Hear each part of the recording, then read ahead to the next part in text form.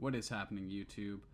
This is Casey with Casey and the Boys. Today, representing the boys, will be a buddy of mine, Jordan, and we'll be discussing One Piece Chapter 1025 and some of the theories that have come out of that we particularly like.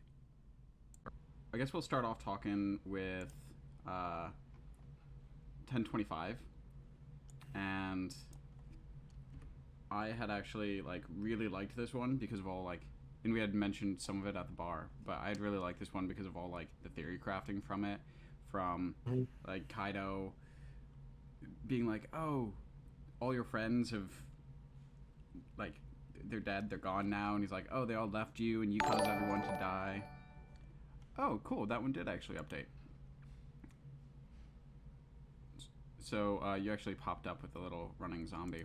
It doesn't seem like the last subscriber one did, but we'll see how that goes. But oh, he's everyone hates you. He set stuff up, but he's also literally killing people who are nice to her. Kills the samurai who are nice to her, and he keeps trying to. He put her in a prison with a bunch of samurai that he expected to attack her, even though she was wanting to be Odin, and she is the demon child, and he expected expected them to potentially attack her and her have to defend herself, and he knows she's strong, but she'd develop hatred for them potentially. And I just felt I felt like he was projecting almost his experiences onto her, and he was actively going out of his way to potentially make it so that she had similar experiences as him, and then try and mold her into something. Agreed. And I mean, knowing how I feel like Kaido really did respect Odin, especially, when he died, he was saying oh yeah, and I killed that old bag because I know she interfered with our fight. He wanted to fight Odin. Yeah. With, his I guess, son. Yep. Kind of taking over that I am now Odin. It was almost giving him the opportunity to create an Odin influence of those samurai, if you will, he was setting him up for success, in my opinion. Oh, and actually taking it the other way that I was thinking. Yeah, so in a different regard of options, he's really trying to help him out and make him stronger and grow. I don't think he was expecting a battle. I think he was expecting, if he's truly Odin, he'll win over these samurai. Yeah. Okay, I can see that too. That's actually kind of interesting because I feel both of our perspectives is that Kaido has a plan. Because for the most part, he's just kind of been portrayed as a drunk and as very abusive. And which he is both those things. But at the same time, Oda doesn't write such, or hasn't for a very long time, written such simplistic villains. And if that was really the picture for Kaido, that'd be just super simple and way below the level of writing that Oda typically does. So I'm okay, Kaido's gonna be more complex. And as a father figure, and as important as Yamato's been to the story, how do those things relate? How does Kaido's character develop as a father? And I think that's kind of interesting that you're oh, he's setting her up to be Odin, to then be Wano, right? Exactly. And so that's why, he was always, Yamato was supposed to lead Wano. And okay, that's actually pretty cool because he calls Yamato his son. And so we got in the Vivo cards, it was wondering if it was a transgender thing for a lot of it. Is Yamato does she identify as a he or a she? And where it I had heard some things where in the other Vivo cards it calls out kind of the other transgender people as biologically this identifies as this. And with Yamato, it just says female. and so it's more like she identifies as Odin and like carrying on his will in a sense is how I ended up taking that. Um, but it is then interesting because Kaido refers to her as his son, Mm-hmm. which I was taking actually as a different way, and he always wanted a son, and he wanted somebody basically to follow in his footsteps. And where I think where how I was thinking of it was how, yes, I think he absolutely respected Odin. He was disappointed in the way that the fight ended, but Odin was also his enemy, so he doesn't want his successor to be Odin. He wants his successor to. My head was going to be strong and to be as strong as him. From his viewpoint, strength seems to be kind of more important. Like he doesn't. It's not like relationships seem very important to him at this point Yeah, in the story. strength is the number one power, you know? Yeah, and it seems to dictate the dynamic of his crew. He wants to raise the strongest army. He would want his child, his offspring, to be strong. I think inherently wishing for a son, just because he's talking purely combat power.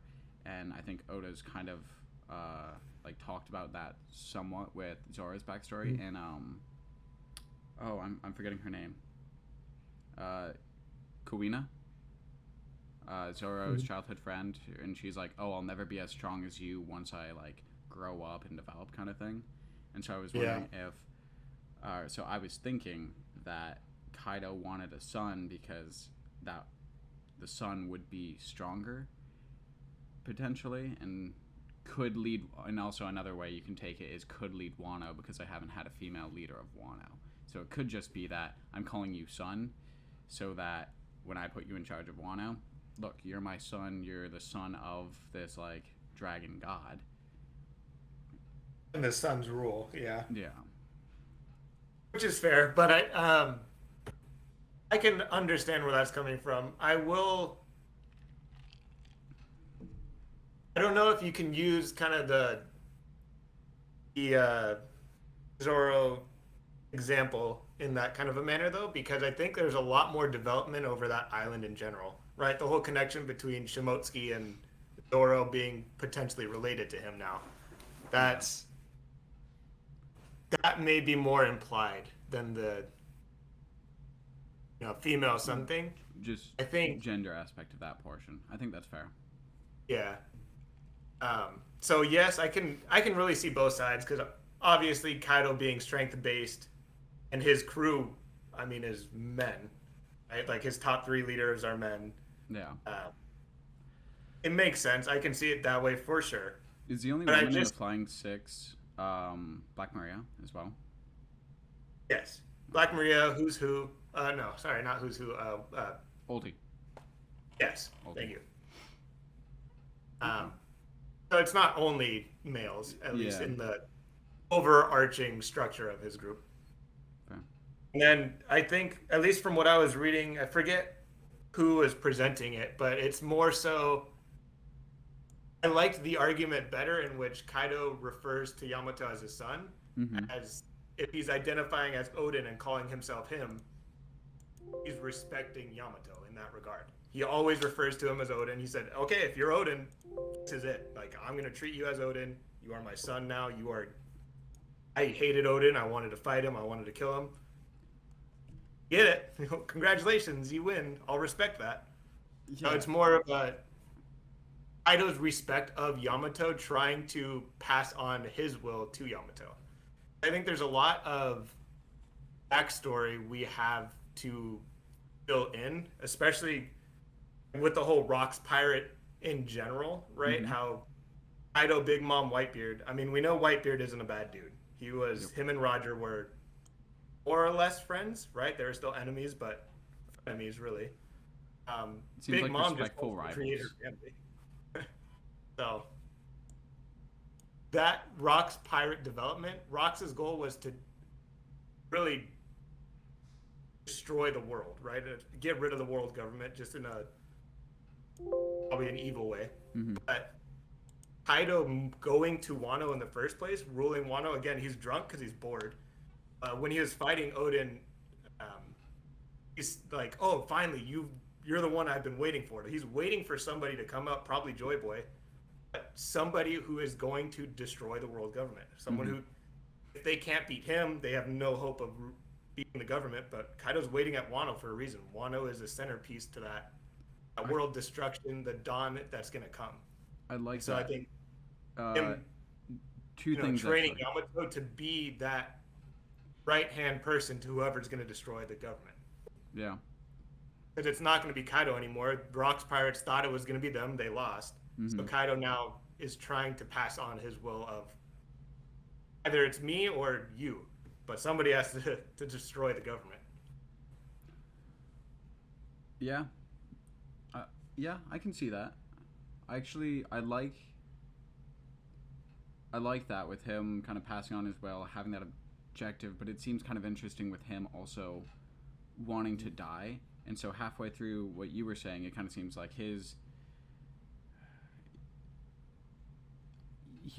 seems like he wants to die in a grandiose way, like in a way that there are legends about him for generations, hundreds of years. But it kind of reminded me of Shusui. Yeah. And Ryuma? Ryuma. When Ryuma, there's like the legend in Wano of Ryuma slaying a dragon, and Kaido's like, "Well, I'm a dragon and I can't die, and I really want to die. Let's go to this place with people that can kill me."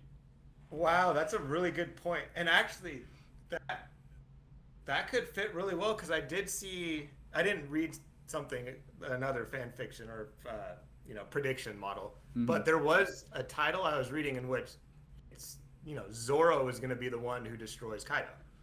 How much based on that legend, Mm-hmm. and Oda foreshadows the shit out of One Piece. Yeah, and Do you think that's how Kaido's going to lose?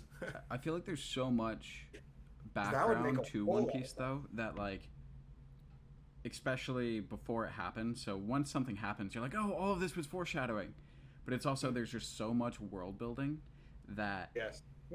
there's a ton of foreshadowing in there, but there's also just world building, and it's like you can pick out tons of things that point in one direction, and then it shows up as something else because, well, guess what? There was a ton of other things that pointed in that direction that we all missed.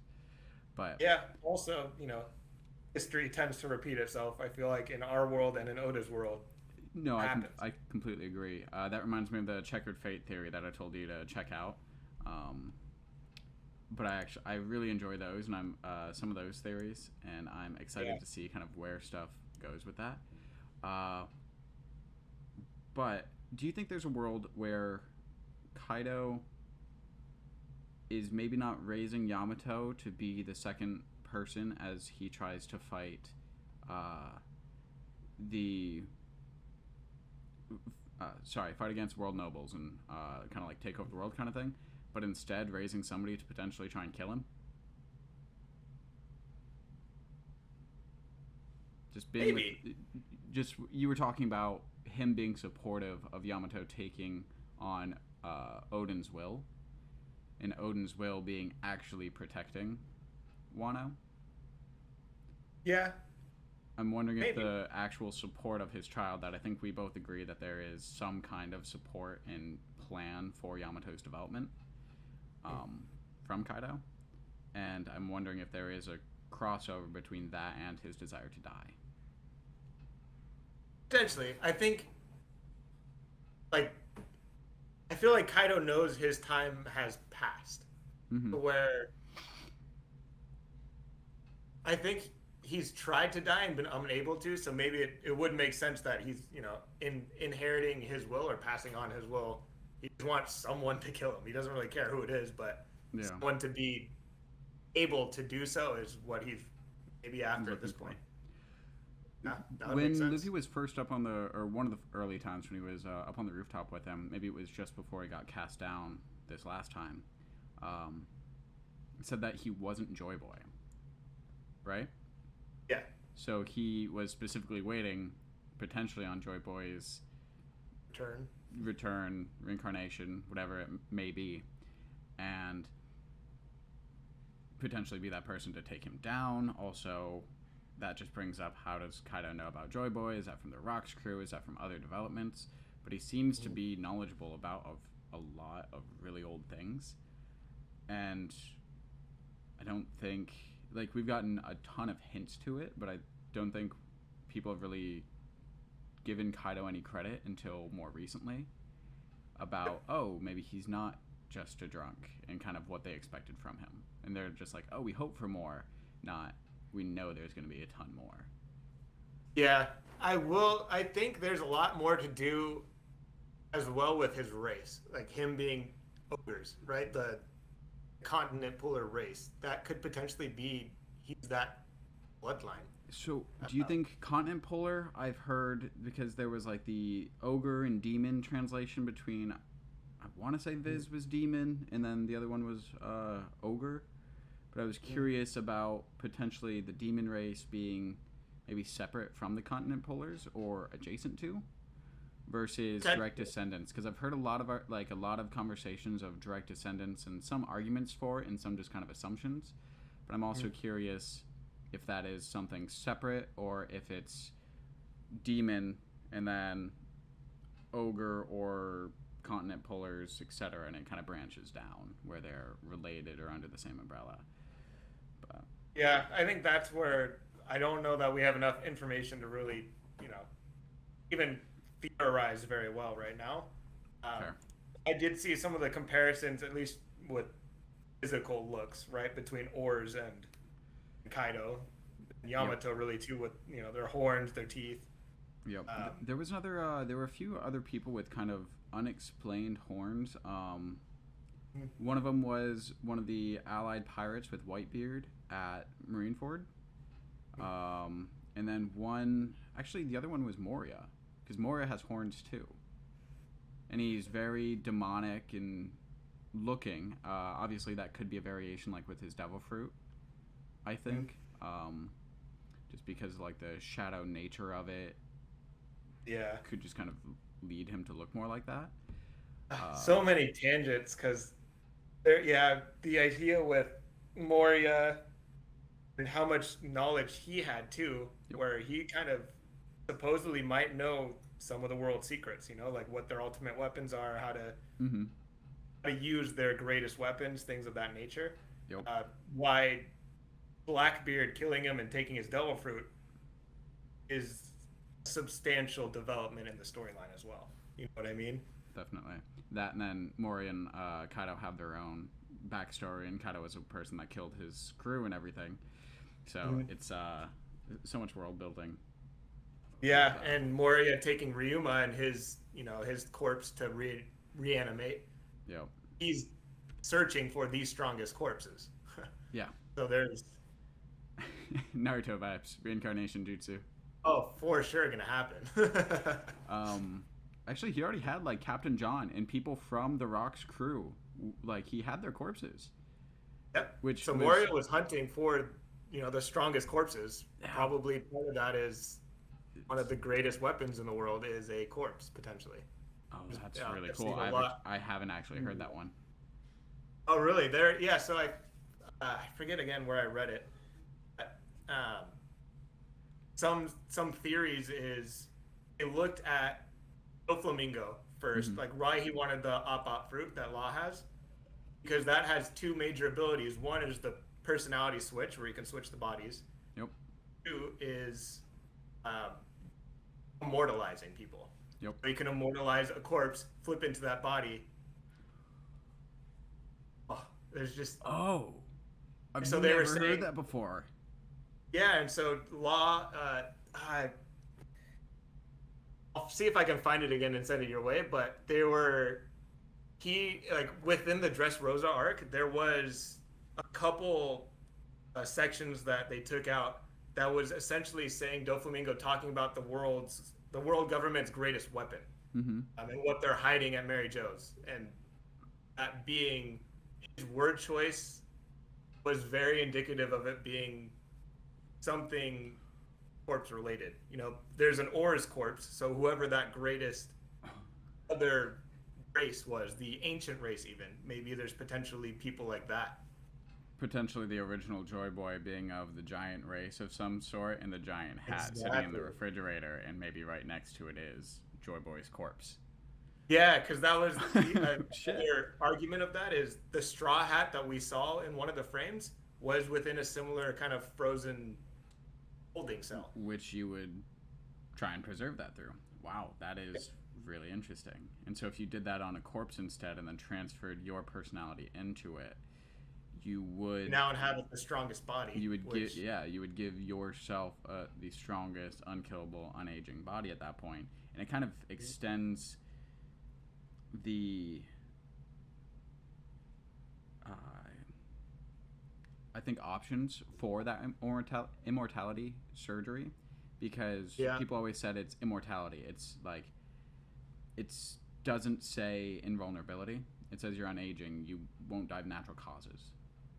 yeah, Where if you do that on a corpse, so it doesn't rot or decay, which I think is basically immortality, but you do that for the strongest being that ever was, then you have said invulnerability, or yep. as close to it as you could get. As close to it, and now you can truly wreak havoc on the world without worry.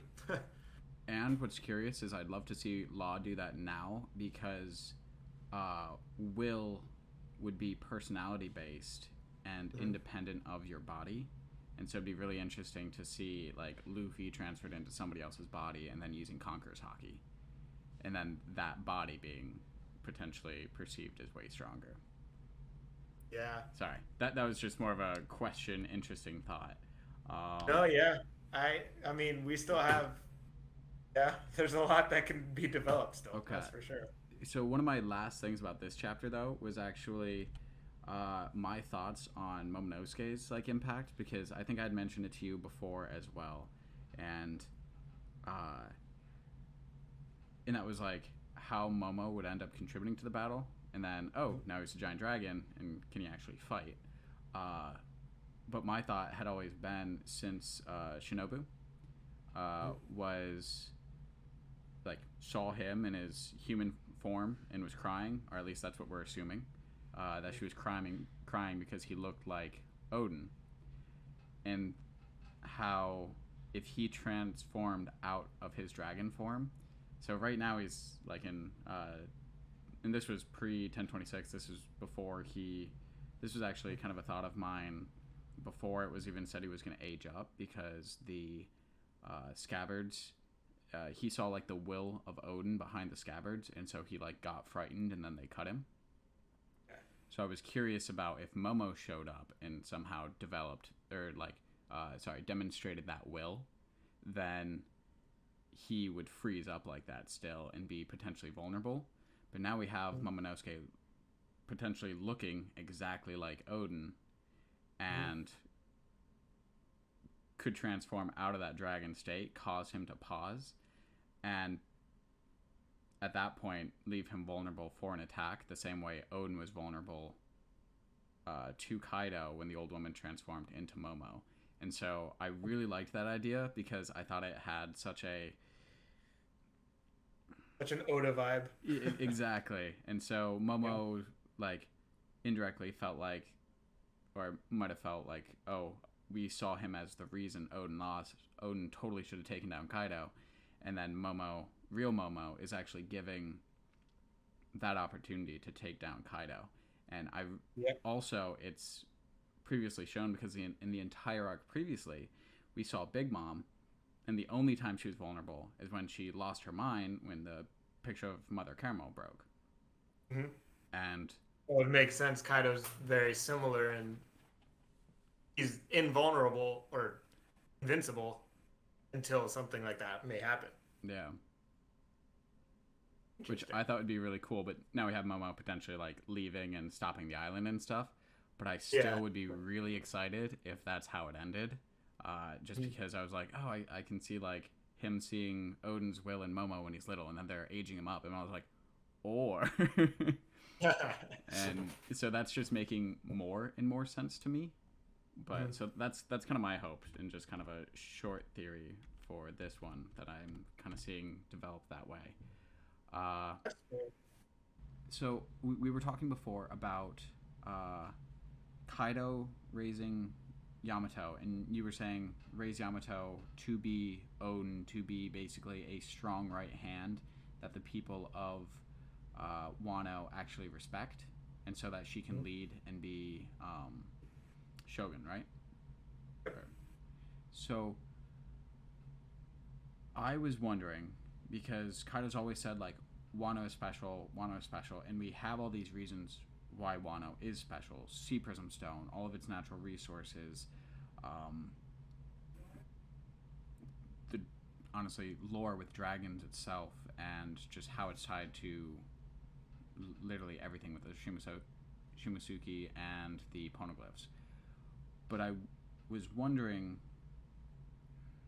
Kaido was talking to Yamato in 1025 and was like, "Oh, you're always scurrying around alone, hiding in attics, listening into conversations, rejected and shunned by people. You have no friends."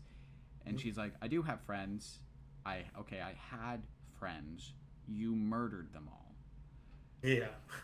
But so like that part to me, that was part of the reason why I wondered if Kaido was trying to give Yamato kind of that specific or those specific life experiences of such loss, or try and make her be rejected, because Kaido was saying things that just weren't true. He's like, "Oh, you're doing all of this, you're so unlucky," and it's very blatantly his actions. And so without Kaido, kind of being a bit insane, which maybe he is a bit insane. He's also depressed and wants to die, etc. But I mean, he knows he's the reason why Yamato feels this way. So what could he have actually been talking about? And I was wondering if he was potentially talking about his own experiences and projecting that on her, and that had made him so strong throughout his life that maybe that was the development he was trying to get for Yamato, and just obviously a very messed up and twisted way of making her strong. But if they were Oni, relating to like Japanese demons, specifically Japanese, and we've kind of obviously we have Onigashima and the ancient giants there, so whether they are the same thing or just like tangential to one another. Yeah. I was thinking Kaido could be from Wano, and that could have I was thinking that too. Yeah. Kaido could have been from Wano, and those interactions he was talking about and wanting to be involved and being shunned by society was just Wano 50 years ago. Pre-Odin. Even Wano 900 years ago. Yeah. But that would have been pre-Odin, too, when he was a child, because Odin died 20 years ago, 5 years ago. 5 years before that, he was dancing. So 25 years still puts Kaido at 24 years old, which we already know he was 21 at God Valley. So he had already left wherever he was to be on the Roxas crew. So his childhood very well could have been exactly what he just said about Yamato, but in Wano. And I think that would also be an interesting backstory to add on to Kaido's "I want to destroy Wano" and turn it into what I want, because that would make him that would make him have a more personal relationship with the samurai of Wano and with everyone in Wano, that he would similar to want Orochi. to actively destroy it. Exactly. Which makes sense, and I think there's a lot of parallels that have been drawn that do connect Kaido to Wano in that sort of manner as well. I think the way in which the Kozuki closed off Wano would also be like, it was Orochi's grandfather who did the bad thing, and then he was getting punished for his grandfather's actions. Kaido could be trying to make up for his grandfather's actions, in which they were, when Wano was open, Kaido's family had some sort of influence on Wano and its destruction or loss or something like that. Yeah. So that's the parallel between those two. I think the more we learn, I think everything we've talked about just is going to be like, oh, Kaido seems more misguided. Mm. Like has reasons, but kind of went the wrong way with it, which is I think been a lot of our villains, and maybe we don't um, like it doesn't justify his actions, but I think it might actually be enough to make people empathize with him, Mm. which I don't think is where people I don't think people expect that to happen, but I'm pretty much waiting for it. I know, right? Like Kaido's always been the most evil, destructive villain yet, but Yep. there's been no purely evil villain. They've all like, I mean, Doflamingo was like I was gonna the say most evil in my opinion, but he Doflamingo, had I think, has been the most evil so far. Just very Machiavellian, but he is like psychopath, sociopath, probably yeah, sociopath. because he was in the same light as he was essentially Orochi, just on a world level, you Yeah. know? He also obviously still had very traumatic things as a child, though, and was hunted. So you somewhat empathize, but you're like, this fucker's evil. You're still wrong, and I hate you, but Yeah. But okay. Um, you keep bringing up Zoro, Green Bull. We were talking when we were at the bar. What do you think about the potential for Green Bull and kind of everything related with that in Wano? that I don't even know, but I'd love where it can go, you know, Mm-hmm. and just like the whole backstory of that family is gonna have some significance. Yep. It's I just don't know what. Like it seems pretty straightforward, but who knows? I want to know stuff for sure and not Mhm. like just speculate. Because we still haven't like it seems like we know who Green Bull is, but Mhm. we still haven't actually seen him. We Mhm. obviously don't know for sure. Uh, And it just like whole like every admiral being potentially against the world government too just doesn't quite make sense. Agreed. Be- Like Fujitora and Green Bull can't be from the same place. I agree. I think But potentially one of them. Do you think Fujitora is from Wano? I don't think so. Do I you think it saw would have to some be like Green Bull? I think it would be better if it was Green Okay. Bull. I've seen some arguments for Fujitora being from Wano as well, but it just feels too forced. Mm-hmm. Do we know when he blinded himself? I was just thinking about it now. I'm curious if that potentially lined up with any of the things that we know to happen in Wano. But also, Not that I can remember. it, my thing is, if we had Fujitora, Green Bull, and Odin, Kaido's. I don't think Kaido's crew wins. Yeah, right. That was the other part. Yeah, Like the whole delaying Odin 5 years was to build up their army because they couldn't win against Odin. So with yeah, everybody else there, it just doesn't make sense. yep, yep. So I don't. They might be related to Wano or have some kind of connection with Wano, but I don't think they could have ever. I don't think they could be in Wano. Yeah, unless like whoever Yamato is trapped with in that cave, the three samurai, unless those are the three samurai. Mm-hmm. That's the only way in which I can see that working. Um, Then it just I don't know. It feels too unlikely. Like it feels they're too strong as they are now. There's no way it could have developed into that way. yeah, yeah. I think I agree.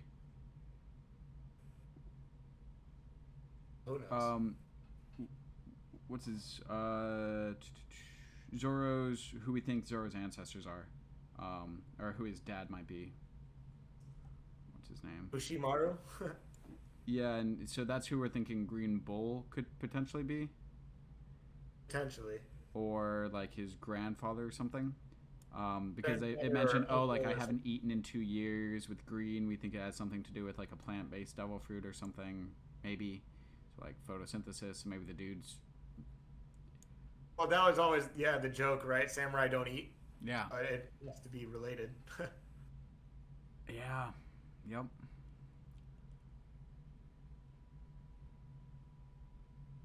If he hasn't eaten in 2 years, Whitebeard died 2 years ago.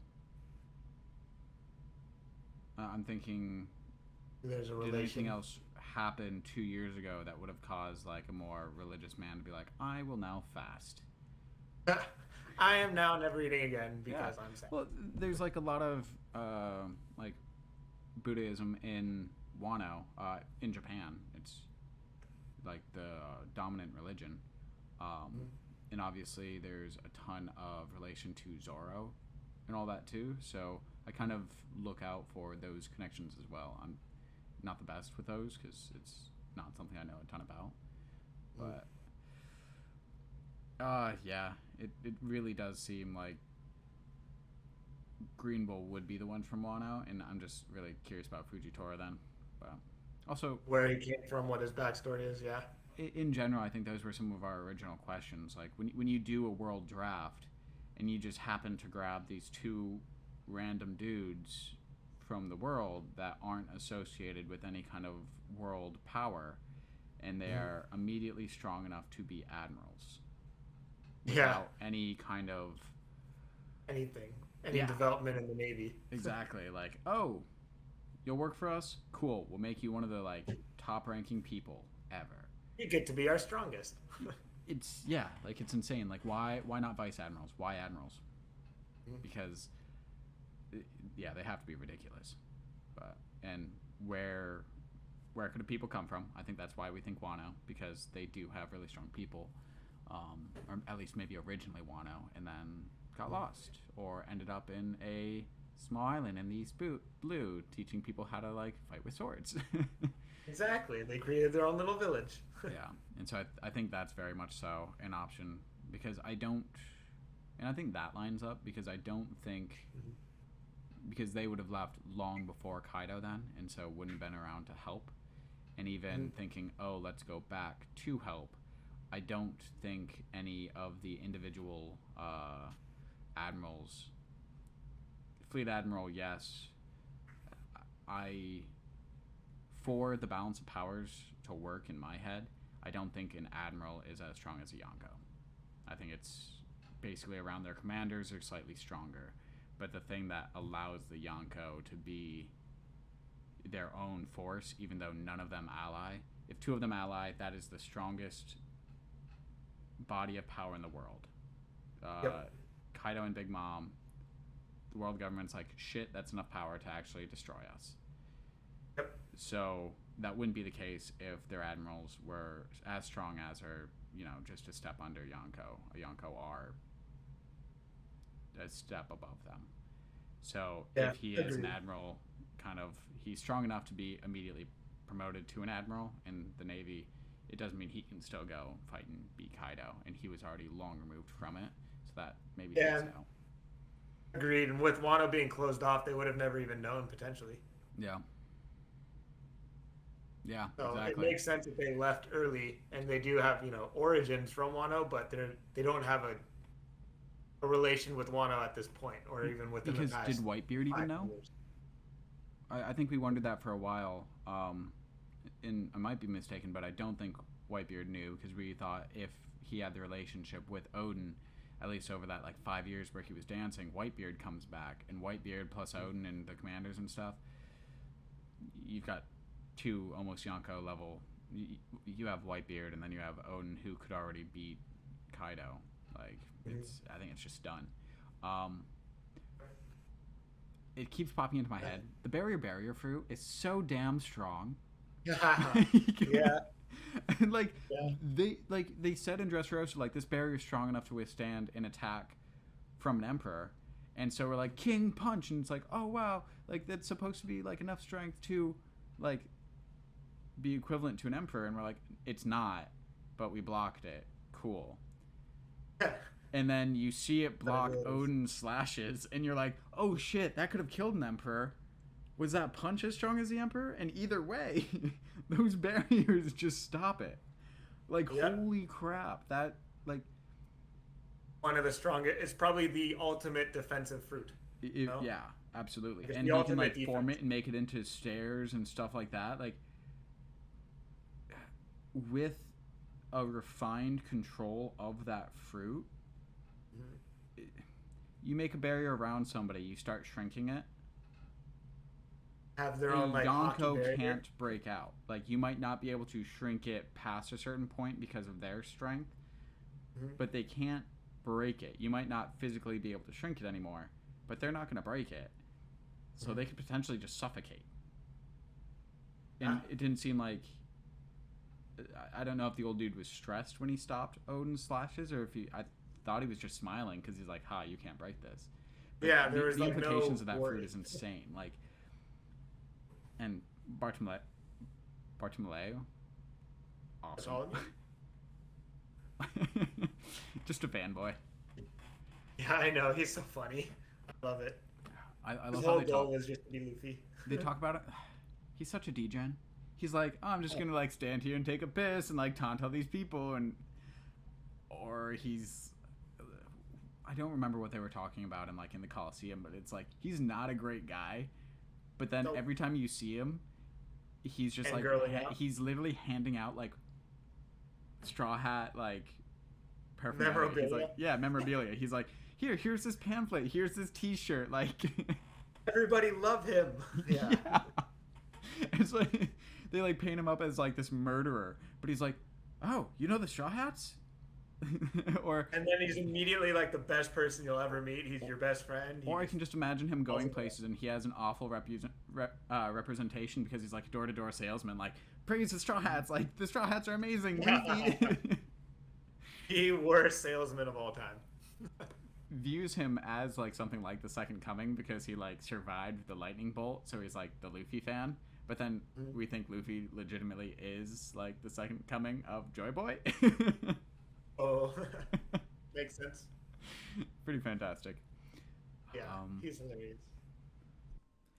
Hey, so I didn't actually do an outro to this section and to this time with Jordan.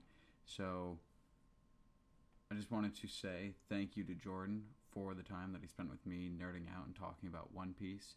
And I hope you had a good time, and I hope anyone watching this enjoyed it as well and enjoyed some of our takes on One Piece. This has been Casey and Jordan as Casey and the Boys. Peace.